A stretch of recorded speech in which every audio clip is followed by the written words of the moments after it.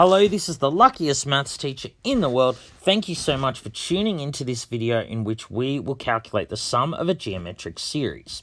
So a geometric series is just all of the terms in a geometric sequence added up. So we know that it will look like this. We'll start off with T1, some original term A.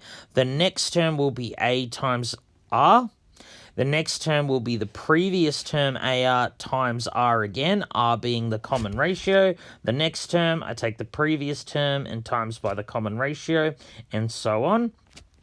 So the nth term of a GP, which we learnt in the previous lesson, is AR to the power of n minus 1. So I'm going to call all of these terms added up Sn, the sum of the first n terms, or the partial sum of the first n terms. So Sn will just be a number, like 4, 400, whatever. So I can perform operations on it. I can add stuff to it. I can multiply it by something. So let's multiply everything in this equation by r. So r, whatever the common ratio is, multiplied by Sn, which was the sum. To do that, I would have to take each term here and multiply by r. So I multiply the first term by r, the second term by r, and so on. So this last term, when multiplied by r, would just be ar to the power of n. So what would happen now if I subtract this equation from this equation? So I would take my r times Sn and minus Sn. So I'm taking this and minusing this. Well, this is what I'd end up with. So the reason I get this is r times Sn. I just took this expression here and I subtracted this top expression here, which is Sn. So Sn's just a number. I could just factorize this. So I would get r minus 1 times Sn. So what would I get on the right-hand side? Well, there'd be a lot of cancelling out. So, for example, AR minus AR, they cancel out. AR squared minus AR squared, they cancel out.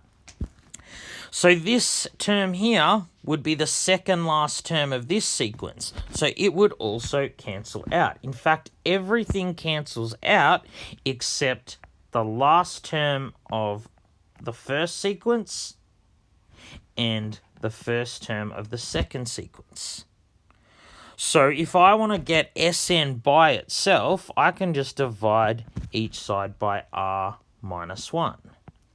So I get this, and usually what we do is take out a common factor of a. So this is how the formula for the sum of a geometric series is derived. This is the formula that we will use. This process was just showing you how the formula comes about. So I guess if you don't fully understand, it's not the end of the world. Just make sure you know how to use this. So let's go through and look at how we would use this. So let's find the sum of the first 20 terms of this geometric sequence here. So we're finding minus 2 plus 6 plus negative 18 plus 54 and so on. So we're going to use the formula that we looked at on the previous slide. So a times r to the power of n minus 1 over r minus 1. So we need to find a and r in order to be able to use this. Well, that's actually really simple. Of course, a is equal to the first term, which is minus 2. R is the common ratio. So each time I'm actually multiplying by minus 3. So the common ratio is minus 3. And of course, if I want the first 20 terms, n, the number of terms, is 20.